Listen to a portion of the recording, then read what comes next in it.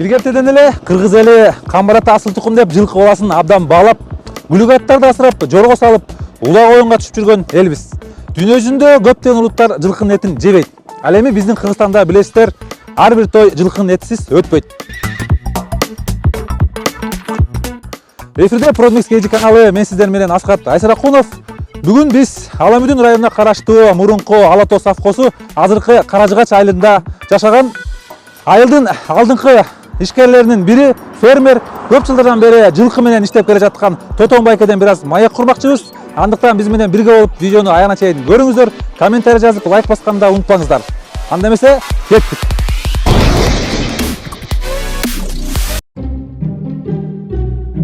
Салам алейкум. Салам алейкум байке. Айда алейкум. Кайда учуп барасың? Байке, совхоз Ала Тоо учуп барат беле, кандай барсам болот я? Мына түз айдап барып кайра сол жакка мына учсаңар ошол жерде. Сол жакка, Ооба, бактасынан илинип калбагыла. Жакшы учкула. Рахмат байке, рахмат. Хорошо, хорошо.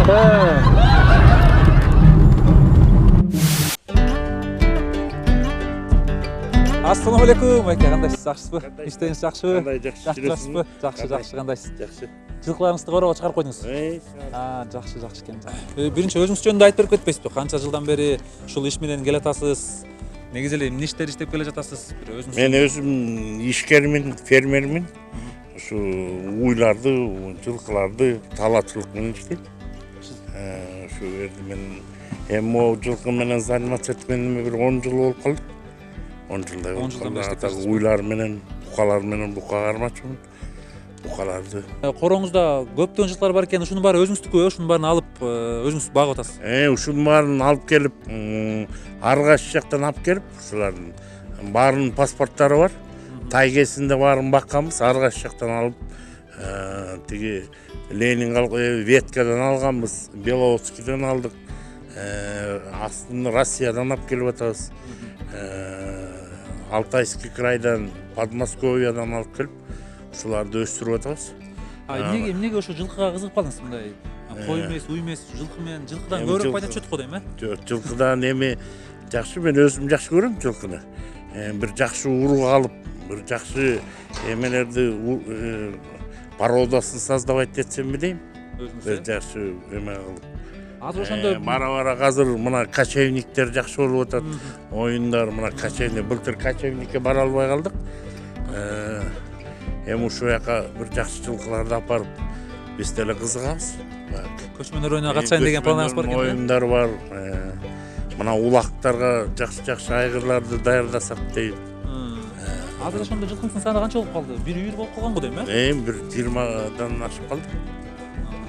Жакшы бейлерден алып, эми ушунун кулумдарынын баарын көрөлү деп атабыз. Мына биринчи урожайлар тетигилер.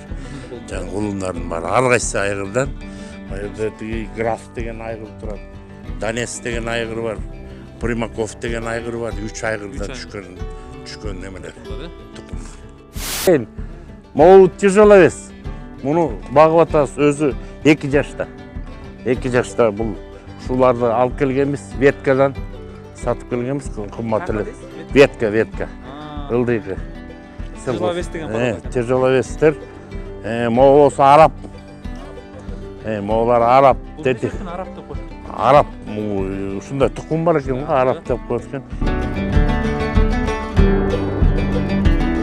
Детигилер тяжеловес Россиядан келген.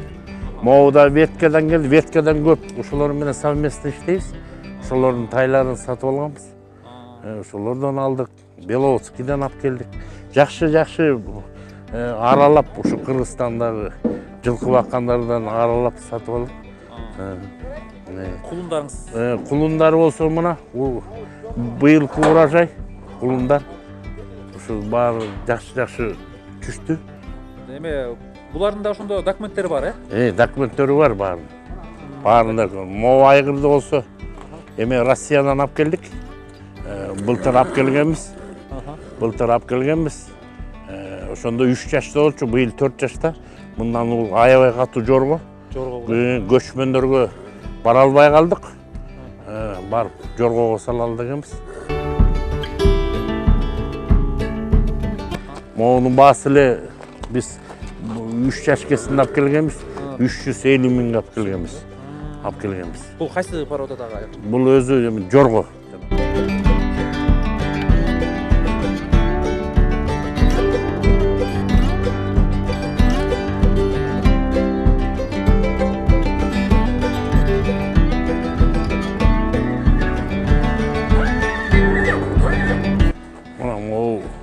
О, эме деген Донец деген айгыр. Şu үйүрдү катуу кармайт. Үйүрдү катуу кармайт. Аябай карышкырга да калдырбайт. Аябай карышкыр. Кыргыз айгыр деп атасыз беле? Кыргыз айгырлар. Новокиргизский порода. Новокиргизский порода. Үйүрдү кара балтадан сатып алганбыз. Канчага алдыңыз ошондо? Ошондо где-то 200 миңге алгам. 200 миңге. Эми буларды кандай кылып байлап атасыз? Эмне берип мындай Эми тоюттун беребиз, тиги талага чыгарып келебиз, тоюттарын беребиз. Жакшылап карап басаң бул баладай экен да. Бу жакшылап багып, жакшы баксаң жакшы тукум аласың да. Эме жөнүндө да айтып берип кетпейсиз байке? Негизи ушул жылкы бакканда тоют жагын айтып берип кетпейсизби? Канча тоют кетет экен? Тоюттар эми тиги мисалы 20 жылкыга мисалы үчүн ушу канча тоют бир 2000дей түк даярдайбыз. Бир кышка, э? 2000дей түк даярдайбыз. Бир 10 тоннадай жем даярдайбыз. Өзүм жерлерим бар. Элдерден сатып алган, немелерден сатып алган. Актайып кош керек го өзү. Өсүн кулундары кымбат да. Биз бээлерди сайбыз да, саасак. Үй бүлөңүз менен анда бизнес кылып атасыз да? Үй бүлөбүз менен бизнес кылып, жубайым мугалим, адагы эметет, уйларды сайт. Эми бээлерди сайлы деп атабыз. Анан кийин балдар бар. Негизи сиз буга чейин жылкы менен иштеп келатасызбы же уй менен да иштеп көрдүңүзбү? Уй менен иштеп келгем мен. Уй менен. Анан кийин букаларды тоют эме семирчүм. Ушул жөнүндө да бир айтып берсеңиз, бизден баягы биздин көрөрмандар дагы ошо сурап жатышты эле да. Мисалы бир буканы багыш үчүн канча эме кетет, канча чөп кетет, кандай кылып өстүрсө болот? Эми букаларды тиги биз тиги алып келебиз, бир 15-20 өзүбүздүн уйлардын эмелер тор эмелер музоолорун, ошолордун баарын чогултуп, жазында тиги жайында эмеге айдап тоого. Анан күзүндө келип баарын коюп, бир 20-25 букаларды анан баары тоюттардын баарын аладыкында даярдайбыз. Даярдап туруп, багып туруп анан кайра сатабыз. Ошондо жазында алып, тоого чыгарып күзүндө алып кетсеңиз. Күзүндө алып келип, күзүндө сатып. Ошондо базарлардан жанагы эметкен букалардан да сатып алып, баарын кышкыга тоют эмеге коебуз. Ошондо эгер мындай жашыруун болбосо, сиз ошо жазында алып чыгып, тоого алып чыгып, анан алып келип байлап туруп кайра сатканда ошондо бир букадан бир один к одному чөт. Один к одному чыгып калат. Один к одному чөт.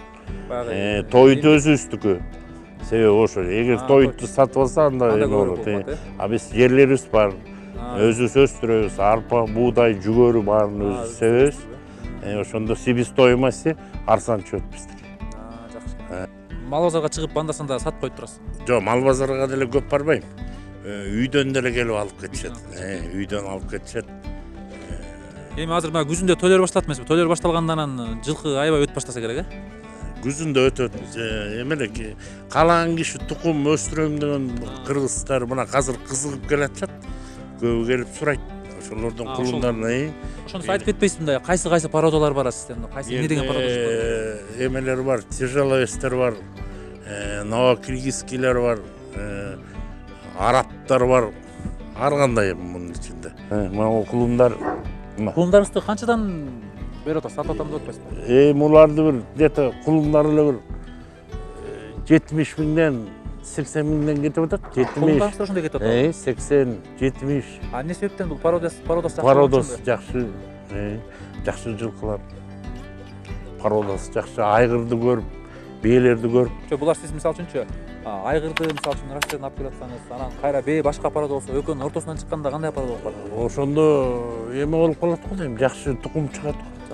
Жакшы тукум чыгат, жакшы. Эми быйыл дагы кайра баратам Россияга. Россияга барып, дагы барып жакшы дагы башка пародаларды издеп алып келсем деген ой бар.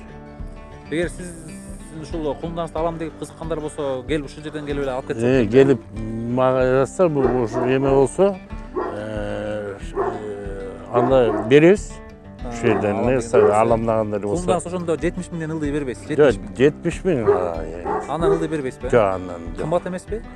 Жок, кымбат эмес, өзүнүн эмеси ошондой болот.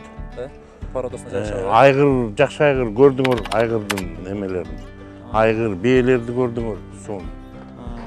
Бул кардар деле карап туруп алат да. Түшүнгөндөр жылкы. Түшүнгөндөр алар бул 70 миңди эметпейт. Мына баягы жакшы товар, жакшы акча турат да. Туурабы? Жакшы товар. Анан мындай эмелер чоң бээлер 60-70ке чыкпайт бе? Бунун порода менен иштеш керек болуп атат. Ушунун үстүндө дагы биз билбеген көп нерселер бар. Литератураларды окуп атабыз. Муну болсо Зита Гита деп коебуз. Муну эмеден алып келгенбиз. Мунун атасы Англиядан келген. Ошол эмелерден сатып алгам. Мен ошо кулунгесинде 80 миңден алгам. Кулунгесинде. Кулунгесинде 80 миңден. 80 миңден. Зита Гита деп, Зита Гита деп коюп койгон. Атасы, апасы, аталары Англия, апалары чабылып жүргөн. Ушу ипподромдо. Гүлүктөр, гүлүктөр чабылып жатат мунун арасында. Ama Кашкабей 3 жашта. Алтайский крайдан алып келгенбиз. Ошол могу Кашкабей. Алтайский крайдан келди. Бу жерде бир 4-5 түрлүү бээлер бар.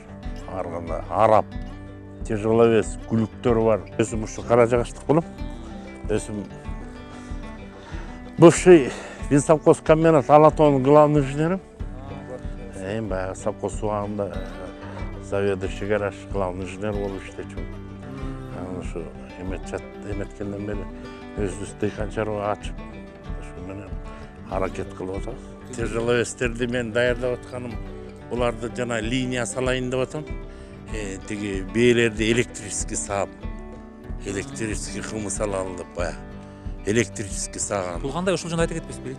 Электрический саганда баягы жылкылар барып, баягы эме менен очередь менен барып турушат. Кадимки уй сагандай сайбыз. Ошондо аппарат барбы? Аппарат бар. Ошондо линияга тургузуп, анан ошол жерден чогултуп, жана эс алуучу туризмди өнүктүрөйүн деп атам. Өзүм Турцияга барып 1 ай окуп келдим.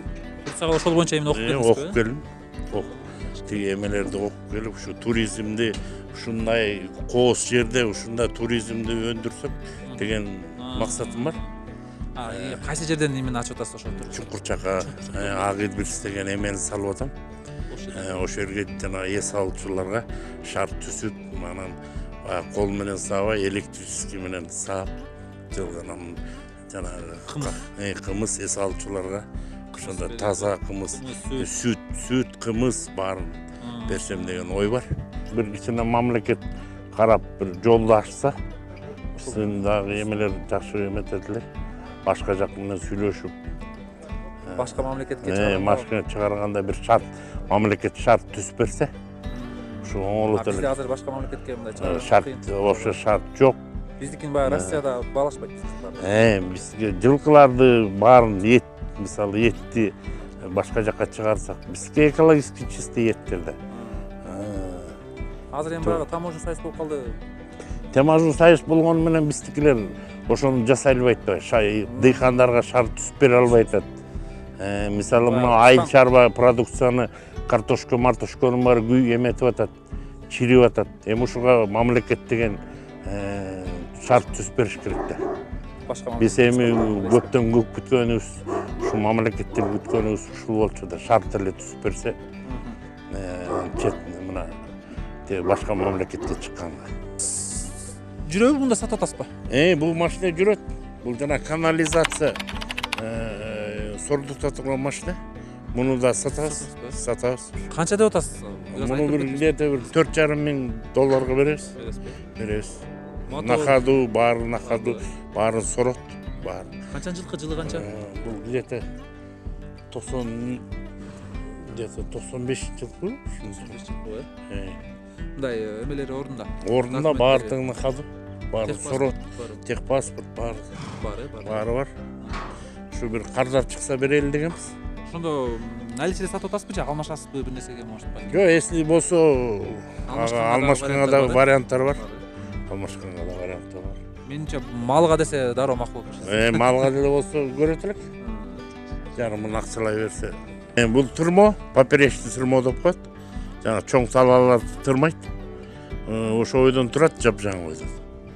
Ошо кимге керек болсо муну да сатабыз. Сатабыз. Канча деп атасыз? Мунун баасын сүйлөшөбүз. Баасын айтып коюңуз. Ну где-то бир, Болжол менен. ну болжол менен бир где-то 120-130га берет элек. Кара Жыгач айылында азыр үйлөр канча болуп атат? Жер участогу ушул боюнча да. Кара Жыгач айылында где-то 1200 түтүн жашайт. Мурун участоктор эң арзан болчу. Бир участок жери 6000 сом болчу. Бүгүн ошо участоктор 10-15 миң долларга чыкты. Чыкты. Үйлөр болсо 30-35 миң долларга чыкты. Абалына жараша, жер. Эми смотря кимдин үйү кандай үйлөр кымбат деп атат. 30 миңден ылдый жокпу үйлөрү бакта? 30 миң, 20 миң, 25 миңге да миң. бар, Участок эле 10-15 миңге алса болот. Эң арзан эле 10 Эң миң. арзан. 10 миң. Эң арзан. 10 миңден ылдый таппайсың. Бир убактарда 6000 сом эле болчу. Бул жерде ар бир үйгө мындай суу киргизилген, Суу бүт бары бар, Эми суу киргизилген, анан бирок суу жетпейт биякта. Суу жетпей жатат. Суу жетпейт. Эми ушу могу проектти күтүп атабыз. Сууну негизи азыр кандай көчөдөн ташып алып атышат, Жок, көчөдөн ташыбайт, эмеден эле ташып беришет, насосторду жасатып. Ар бир үйдө суу барбы же кандай? Бар, бирок эми ушу келбей атат да жакшы. Ошол. Жакшы түтүктөр эскирип бүттү 60 жылдан бери. Эми могу жаңы проектти күтүп атабыз. Так азыр кандай болуп атат суу маселеси? Суу маселеси аябай оор. Оор болуп Оор, аябай. Көп үйдө суу жетпейт. Суу жетпейт, Бирок ошо бара үйлөр кымбат экен, Мен ушу жардам кылып, мен ушул жерде жетим жесирлерге баарына жардам берем. Ушу айыл өкмөткө эле жардам берип, мына бир насостун полностью жасатып бердим. Полностью насостун где-то бир 170 миң акча бердим. Жардам катары. Ошонун баарын кийин жасап, кийин анан карызды бересиңер дегендей. Туура, азыр жасап бердим кышында. Эл ошу 4 ай эл суусуз жок отуруп калганда, мен жардам бердим. Бул айылда мектеп, бала бакча баары эле бар, Мектеп бар, бала бакча бар. Мектеп. Бирок бала бакча жетишпейт. Бала бакча жетишпейт. Бишкекке эмелер жүрөбү, маршруттар жүрөбү? Маршруттар жүрөт, 378 маршрут жүрөт, жакын. Жол канча сомдон маршруттар? 20 сом. 20 сом менен. менен. Тынбай жүрөт. Жакшы, бул айыл негизи жакшы айыл. Жакшы айыл. Законопослушный. Бишкекке канча километр? 12 километрдей болот. Жакшы. Абасы таза, Абасы баары таза. Веткадан алып келгем. Тотонбай акебиз мына бул жерде дагы бир айгырды сатып аткан экен. Бул айгырды канча деп атасыз? Бул айгырды 170 миң деп атабыз. Бул өзү бул Ленинден келген, сельхоз кооператив веткадан. Канча жаш? Ошондой биз 2 жашында сатып алганбыз. Мына азыр 4 жаш болду, бизде жүрөт. Жакшы айгыр. Канча жаш? Кайсы барады? Бул 4 жаш болду, бир асый. Бир асый болду. Примаков аты, дипломат. Дипломат? Ушундай дипломат да өзү. Дипломаттын аты. Дипломат. 170-тен түшпөйсүз ошондо. Жок, булар жакшы айгыр булар. Жакшы айгырлар, Таза кандуу веткадан алып келгенбиз. Ошо кезекте эле өзү кымбат баа менен келген, 100 миңге. 100 миң. Муну алып туруп үйүргө кошсот экен да? Үйүрдө жүрүп келген былтыр. Бул кайсы породага үйлөр дедиңиз? Булар Алатоовский порода. Алато? Алатоовский порода. Алатовский деп коебу, Алатов. Алатоовский порода. Бул ошондо эмес менен жакшы берет. Сүт жакшы берет. Жакшы берет. Канча литрден берет ошондо сүт? Ошондо бир где-то бир эметкенде күнүнө бир 20-25 литрден берет. 25 литрден берет. 25. Эми айтыңызчы, уйларыңызды канча сурап атасыз? Муну бир где-то азыр мына остаткалары калды. Ушун бир 75тен сурап атабыз. 3 үй калган турбайбы? 3 үйдү. Анан башка породаларды алып келели деп атабыз. Уйларды 75 миңден деп атасыз, Канчадан түшүп бересизби? Жок, эми келсе чөз да. Сурап аткан 75 миң. Мындай үчөө калды. Калганын баарын сатып бүттүк. Жаш астылары 80-90дон кетти. Кетти уже астылар. Бул шведский порода, торпок. Музогесинде эле 30 миңге сатып алганбыз. ушуну эме кылып алып багып атабыз. Азыр канча деп атасыз мына? Жок, муну өстүрүп атабыз тукумга. Шведский порода. Шведский порода.